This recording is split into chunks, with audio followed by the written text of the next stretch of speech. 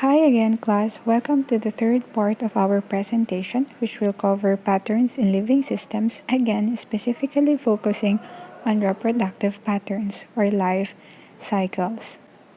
From the previous presentations, we went into reproduction and life cycle of organisms, where we were able to encounter how organisms reproduce both asexually and sexually.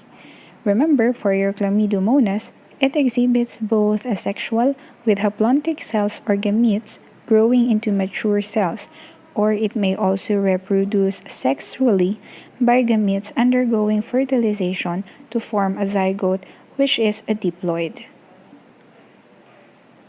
Now, just to give a review or a recap of definition, when we say sexual reproduction, it involves production of an offspring with distinct genetic material with the parent only in the process of fusion of opposite gametes. On the other hand, for asexual reproduction, it is the production of an offspring with the same genetic material with the parent either or both from the egg and the somatic cell via several processes.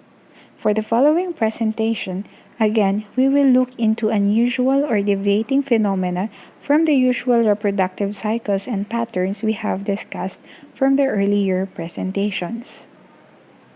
For the first pattern in living systems, we will look into reproduction patterns of plants. As we have discussed earlier in the diplontic life cycle, the dominant stage in plant is the diploid stage, with the haploid stage occurring very shortly. These haploids, including the male gametes encased inside the pollen, fuses with the female gametes or eggs that are found in the ovule of the plant ovary. The fusion of the male and the female gametes is a process we call as fertilization. The fertilized egg in the ovule will develop into a seed, while the ovary develops into a fleshy protective layer we usually encounter or know as fruits. Thus, most of the fruits that you are familiar with are technically fertilized ovary. However, there can be instances in some plants where a fruit is produced without fertilization, or we may say these fruits are formed asexually. We call this phenomenon parthenocarpy. Parthenocarpy can be naturally occurring in nature among angiosperms or flowering plants and gymnosperms or cone-bearing plants. This phenomenon, parthenocarpy, are usually controlled by sets of hormones during the reproduction stage of the plant or during the production of gametes.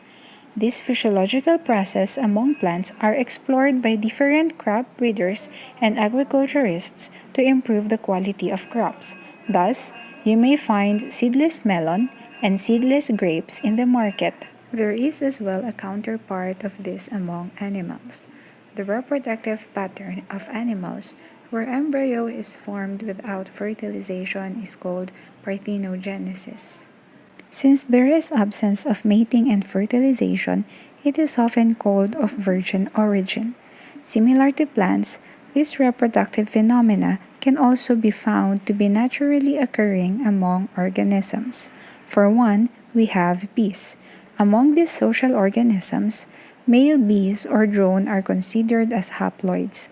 After undergoing mitosis, they will be able to reproduce haploid gametes, specifically your sperm cells.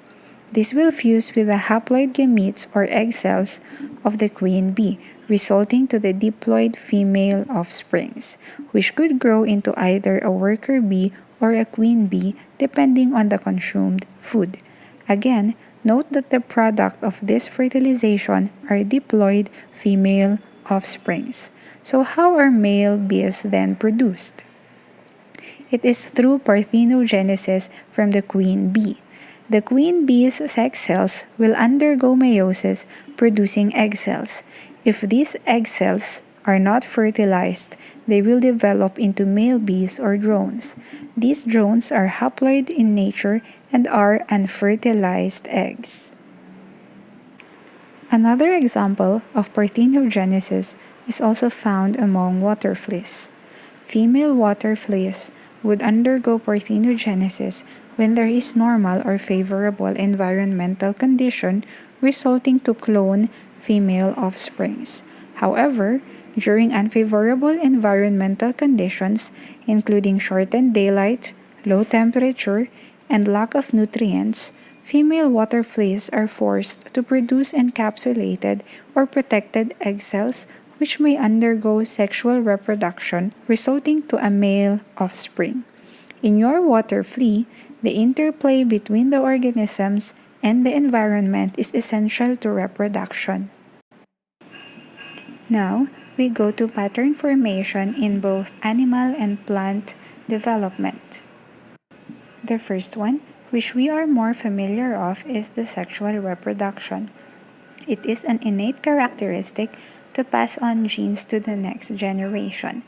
In this sexual reproduction, we oftentimes find two organisms that would usually mate together in order to produce an offspring. These organisms is a pair of a male and a female. Having the male and the female organs found on separate organisms is a condition in organisms we call as dioecious. For example, we have in here your squash plants. Squash would have a separate female flower and a separate male flower. You will not find a squash flower having both males and females. The male and the female are always located on separate flowers.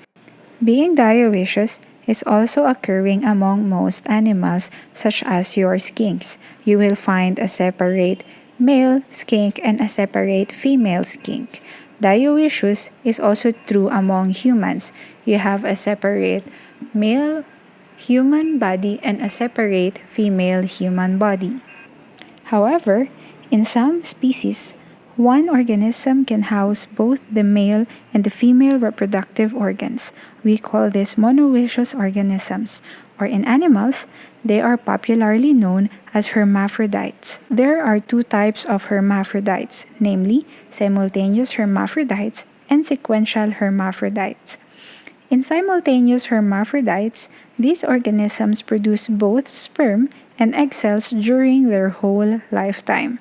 On the other hand, for sequential hermaphrodites, this organism changes its sex at some point in its life. For instance, during the early reproductive stages of the organism, it could be a female, which will then shift into a male during its latter reproductive stage.